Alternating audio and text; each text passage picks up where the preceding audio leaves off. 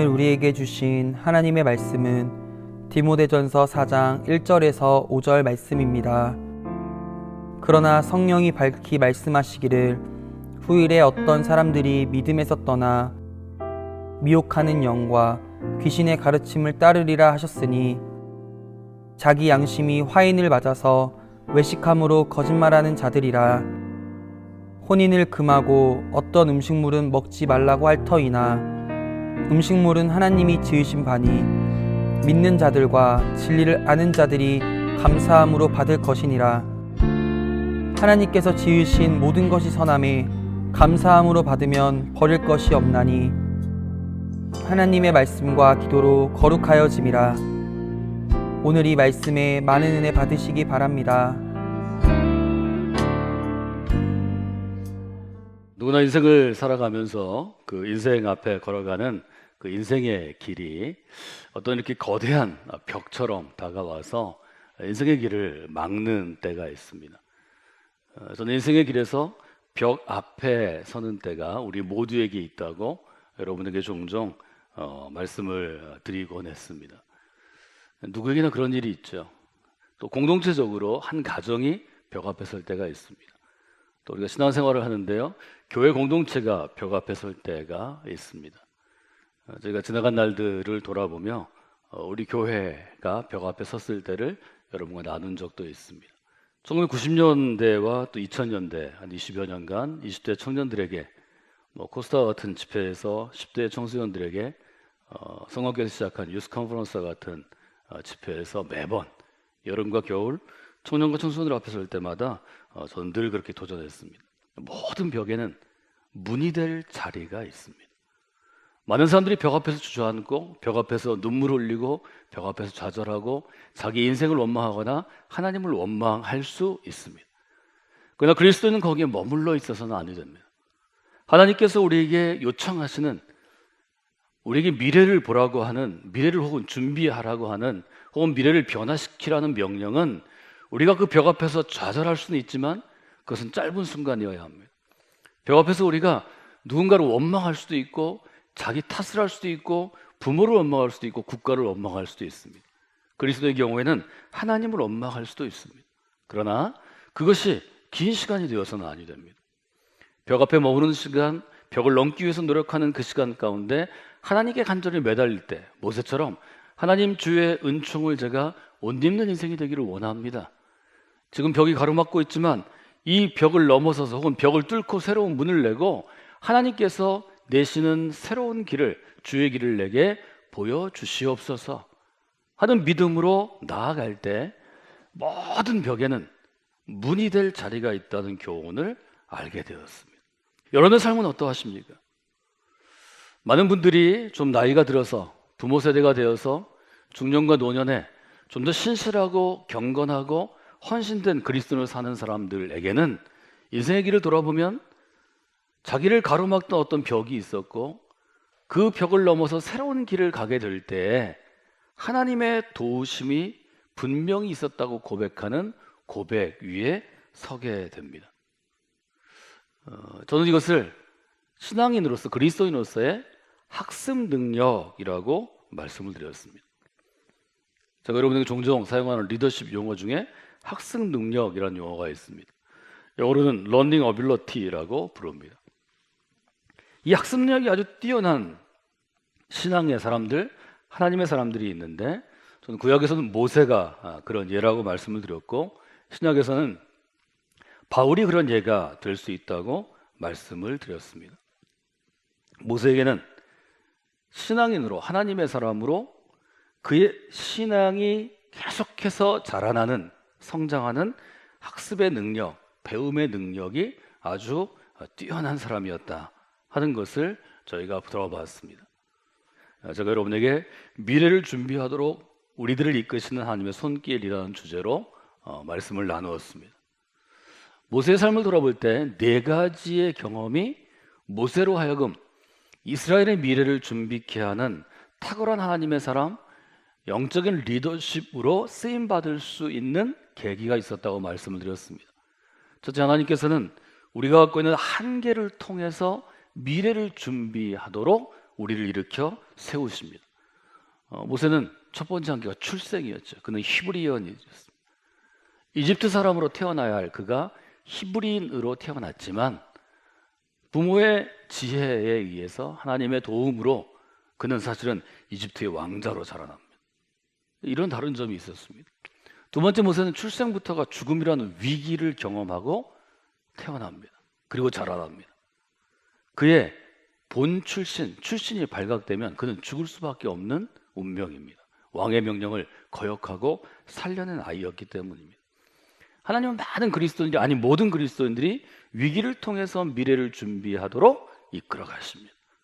어떻게 보면 모든 인생이 위기에서 면제될 수 없는 그러한 처지이지만 특별히 그리스도인들은 위기 가운데, 즉 내 인생을 가로막는 혹은 내 가는 길을 가로막는 벽을 하나님의 도우심으로 혹은 교회의 도움으로 혹은 스스로의 신앙적인 노력으로 혹은 어떤 기적적인 역사로 새로운 길을 내어가면서 그 벽에 문을 내어 그 벽을 통과해서 새로운 길로 나아가면서 나의 인생을 혹은 우리의 인생을 혹은 우리 국가를 인도하시는 하나님의 손길을 체험하도록 되어 있습니다. 네 번째로 저는 짧게 말씀드렸지만 하나님께서는 약속을 통해서 미래를 준비시키는 일도 있다고 말씀을 드렸습니다. 다섯 번째로 나올 수 있다면 바로 영적인 배움 혹은 학습을 통해서 하나님께서는 미래를 준비하시도록 일하십니다. 저는 특별히 성관교회 믿음의 공동체가 여러분 모두에게 영적으로 학습함으로, 영적으로 배움으로, 영적으로 훈련받음으로 미래를 준비케 하시는 하나님의 은혜를 체험하는 분들이 되시기를 원합니다. 이것은 모세 인생을 혹은 모세 신앙적인 삶을 세운 하나님의 인도하심이었고, 바울이라는 인물을 택해서 초기에 교회를 세우시고 초기 기독교 운동, 신앙 운동을 일으키신 하나님의 인도하심이었다고 저는 신학적으로 여러분에게 결론을 내리거나 혹은 설명해 드렸습니다. 모세가 기도하죠. 주의 길을 내게 보이소서. 모세는 자기가 걸어가는 길들을 통해서 하나님이 어떤 분이신지, 하나님이 어떻게 일하시는지, 하나님은 왜 나를 선택하셨는지, 나를 통해 이스라엘 사람들을 약속의 땅에 왜 데리고 가시려고 하는지를 배워갑니다.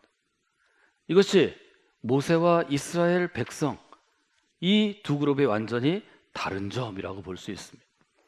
모세는 하나님을 향한 배움의 능력, 학습 능력이 뛰어난 하나님의 사람이었고, 이스라엘 백성들은 모세와 똑같은 하나님을 경험하고 구름 기둥으로, 불 기둥으로, 신의 산의 율법으로, 토라를 통해서 혹은 홍해가 갈라지는 기적의 역사를 통해서 이집트에서 이집트 왕이 굴복할 수밖에 없는, 사람들에게 자유를 줄 수밖에 없는 10가지 재앙을 통해서 수많은 기적들을 체험했지만, 모세는 그 기적을 통해 하나님을 향해 점점 자라나게 되었고 이스라엘 백성은 자라나지 않았습니다.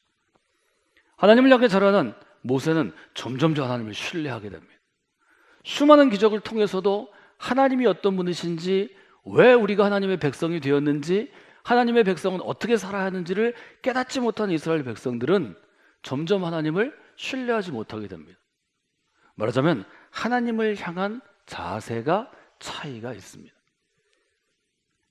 우리 모두는 벽 앞에 설 때가 종종 있지만, 우리 모두는 성공교회라는 신앙 공동체 안에 있지만, 그러나 우리가 어떤 그리스도인이 되느냐, 어떤 하나님을 향한 자세를 갖고 있느냐, 어떤 믿음의 자세를 갖고 있냐에 따라서 그 벽을 넘어 그 벽에 새로운 문을 내고 새로운 길을 내는 인생이 있는 것이고, 그 벽 앞에 좌절하거나 주저앉거나 포기하거나 돌아서는 인생이 있는 것입니다. 여러분은 그 벽 앞에서 새로운 문을 내는 분들이 되시기를 주님의 이름으로 부탁을 드립니다. 신앙생활에는 자세가 중요하다고 제가 계속해서 말씀드렸습니다. 우리가 앞에 있는 5권의 책, 창세기부터 신명기에 이르는 토라를 통해서 배울 수 있는 이스라엘 백성의 광야 생활을 통해서 배우는 교훈이 바로 이 자세의 중요함입니다. 성경에서 말하는 믿음이란 하나님을 향해 바른 자세를 가지고 있는가? 이렇게 우리가 되물을 수 있겠습니다. 서로 다른 두 자세가 있죠. 모세의 자세와 하나님의 백성들, 이스라엘 사람들의 자세는 어떻게 달랐나요? 노먼 빈센트 피리의 책을 보면 열차를 타고 가는 짧은 여행의 이야기가 있습니다. 노먼 빈센트 피리는 70년대, 80년대, 90년 초반까지 한국 교회에 아주 영향을 많이 준 그러한 분이죠. 이분 맞은편에 중년 부부가 앉아 있었는데 아주 말쑥하게 차려입은 신사와 숙녀였습니다. 근데 특별한 점이 있었는데 이 숙녀가 입을 열면 투덜거리고 불평하고 불만을 쏟아내는 것입니다. 좌석이 불편하네, 청소가 안 됐네, 여기 냄새가 나네, 승문이 불친절하네, 저 앞에 앉은 사람은 뭐 옷이 이상하네, 끊임없이 얘기를 하니까 이 노만 빈센트 필이 실례인 걸 알면서도 빤히 그 부부를 보게 되었습니다. 계속해서 불평불만을 얘기하는 그 아내와 아주 신사답게 차려입고 그 얘기를 듣고 있는 남편이 너무 대조되었기 때문입니다. 계속해서 바라보니까 남편이 좀 무안해서 인사를 건네면서 명함을 주었습니다. 이렇게 인사합니다. 저는 변호사이고 제 아내는 제조업에 종사하고 있습니다. 그래서 이 노만 빈센트 필이 그냥 이렇게 좀 머쓱해서 묻습니다. 아, 그러면 선생님은 변호사로 어떤 도시에 계시고, 그러면 그 아내분은 어떤 종류의 제조업에 종사하고 계십니까? 어떤 일을 하십니까? 물어보니까 남편이 웃으면서 얘기합니다. 제 아내는 매일 불평을 만들어내는 제조업에 종사하고 있습니다. 미국식 유머죠, 미국식 유머. 근데 이 남편이 굉장히 자기 아내에 대해서 정확하게 얘기를 해줍니다. 노만 빈센트 필이 그 얘기를 인용하면서 인생의 자세를 얘기합니다. 아시는 것처럼 노만 빈센트 필은 포지티브 싱킹, 좀 긍정적으로 생각해서 인생을 바꿔가라고 도전하는 사람이었죠. 감사하는 자세는 여러분에게 복을 가져다주는 통로가 될 것입니다. 그런데 불평하고 불만하는 자세는 만사를, 모든 일을 어그러뜨리는 통로가 될 것입니다. 이것이 바로 모세에게 하나님께서 알려주시는 신앙의 비결입니다. 저는 디모데전서 4장 1절로부터 5절을 여러분들이 좀 기억하시면 좋을 것 같습니다. 디모데전서 4장 1절로부터 5절은 초기의 교회를 어렵게 했던 요인이 하나 등장하는데요. 그것은 거짓 교사들의 가르침입니다. 바울이 또 바울의 제자들이 목회했던 교회의 가장 큰 어려움은 겉으로는 똑같은 사도요, 똑같은 성경교사요, 똑같은 목회자들인데 거짓된 신앙의 교훈을 가르쳐서 교회를 어지럽게 하고 넘어뜨리고 교인들을 타락해 하는 일들이 너무 많이 있었습니다. 즉 거짓 교사 혹은 이단에 대한 대응입니다. 1절에 보면 이렇게 되어 있죠. 성령이 밝히 말씀하시기를 후일에, 마지막 때라는 뜻입니다. 어떤 사람들은 믿음에서 떠날 것이다. 마지막 때의 사람들이 교회 안에 있지만 믿음에서 떠나는데, 떠나는 이유는 첫째 미혹하는 영 때문이다. 미혹한다는 건 속인다는 것입니다. 영적으로 속이는 것입니다. 여러분 기억하십시오. 교회 안에 있는 모든 가르침이나 설교나 혹은 사역들이 우리의 영혼을 고양시키는 것은 아닙니다. 거짓 교사들이 역사하면, 두 번째 귀신의 가르침이라고 그랬는데요, 사단이, 악한 영이 역사하면, 속이는 영과 악한 영이 역사하면 교회를 혼란스럽게 하는 것입니다. 그래서 우리는 이것을 마지막 때에 배교하는 상황이다, 이렇게 신학적으로 정리합니다. 이 사람들은 어떤 사람인가 하면 자기의 양심이 화인을 맞아서 외식함으로 거짓말하는 자들입니다. 거짓 교사라는 거죠. 여러분, 우리 모두는 그리스도인이 되었습니다. 우리는 거짓 그리스도인이 되어서는 안 됩니다. 진짜 그리스도인이 되어야 합니다. 이 초기 교회 가운데 거짓 교사들이 하는 일들은 주로 금하는 것입니다. 뭘 하지 말라는 것입니다. 여기 보면 혼인을 금하고, 두 번째 어떤 음식물을 먹지 말라, 까다롭게 구지죠. 무엇도 안 하고 무엇도 안 해야 하나님이 우리를 구원하신다, 이렇게 표현하는 것입니다. 네거티브한 부정적인 일종의 신앙 패턴입니다. 여러분 이 점은 잘 분별하셔야 합니다.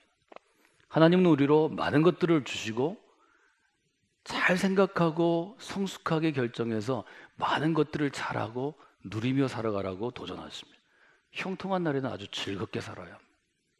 공고한 날, 어렵고 힘든 날에는 깊이 생각하며 하나님의 지혜를 구하며 살면 되는 것입니다. 분명히 얘기하죠. 음식물은 하나님이 지으신 바니 믿는 자들과 진리를 아는 자들은 감사함으로 받을 것이라. 음식물의 금지 규정이 중요한 게 아니고 하나님이 지어서 우리에게 주신 것이기 때문에 상황에 따라, 자기 삶의 수준에 따라, 또 자기의 고백에 따라서 감사함으로 받아서 잘 먹으면 음식물이 무슨 문제가 되겠느냐 하는 것이 바울의 입장이었습니다. 여기 보면 믿는 자들과 진리를 아는 자들이 감사함으로 받을 것이다. 분명히 얘기하죠. 음식물을 감사함으로 받는데도 믿음이 필요하다는 거죠. 믿는 자들, 믿음 있는 사람, 진리를 아는 자들, 진리를 아는 사람이 감사함으로 그 음식물을 먹을 수 있다는 것이죠. 4절에 이렇게 기록합니다. 하나님이 지으신 모든 것은 선한 것입니다. 감사함으로 받으면 버릴 것이 하나도 없는 것입니다. 여러분의 마음 가운데 이 분명한 고백이 있기를 원합니다. 혹 좀 어려운 일이 있다면 5절에 있는 것처럼 하나님의 말씀으로 거룩해질 수 있습니다. 기도로 거룩해질 수 있습니다. 우리 일상생활 가운데 이 디모데전서를 여러분이 적용하시면 모든 삶에서 우리가 감사함으로 받으면 버릴 것이 없고 삶의 모든 것은 하나님을 향한 감사로 거룩해질 수 있다는 것입니다. 그럼 벽 앞에 서면 누구나 낙심하고 벽 앞에 서면 누구나 어려운 마음을 갖게 됩니다. 그래서 믿음이 요구되는 것입니다. 그러나 벽 앞에 섰을 때 믿음의 사람으로 하나님께서 우리에게 주시는 유익은 우리가 하나님 앞에 무릎 꿇어 간구하게 된다는 것입니다. 주의 은총을 못 잊게 하여 주시옵소서. 여러분 이런 벽 앞에 섰을 때 적어도 3가지를 실천하시면 좋겠습니다. 여러분 기도하시면서 그 벽 앞에 서셔야 합니다. 스스로에게 명령하십시오. 힘을 내라. 담대하라. 하나님이 너에게 은총의 옷을 입혀주실 것이다. 그리고 벽을 다시 바라보십시오. 그 벽에 하나님이 내실 문의 자리가 보이기 시작할 것입니다. 이것이 바로 하나님의 은총이고 하나님의 역사입니다. 여러분 미래를 변화시키는 일이 어떻게 쉽게 될 수 있을까요?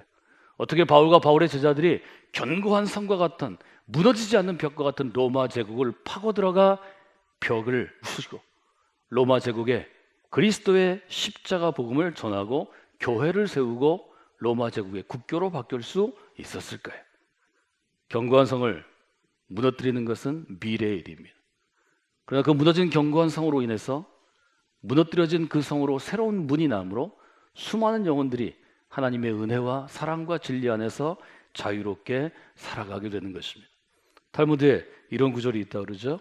세상에서 가장 지혜로운 사람은 배우는 사람입니다. 학습 능력에 대해서 말씀드렸습니다. 그런데 세상에서 제일 복 있는 사람, 행복한 사람은 감사하며 살아가는 사람입니다. 여러분 그리스도인이 누리는 복 있는 인생은 이 하나님을 향한 자세에 비례합니다. 하나님께서는 그 삶의 자세가 하나님의 은총을 구하고 그 은총이 임했을 때 하나님께 감사하고 영광을 올려드리는 그리스도의 사람들을 통해서 미래의 문을 열 수 있도록 열쇠를 내어 주십니다. 여러분 이거 하나님의 열쇠, 그 천국의 열쇠를 받는 분들이 되시기를 주님의 이름으로 축원해 드립니다.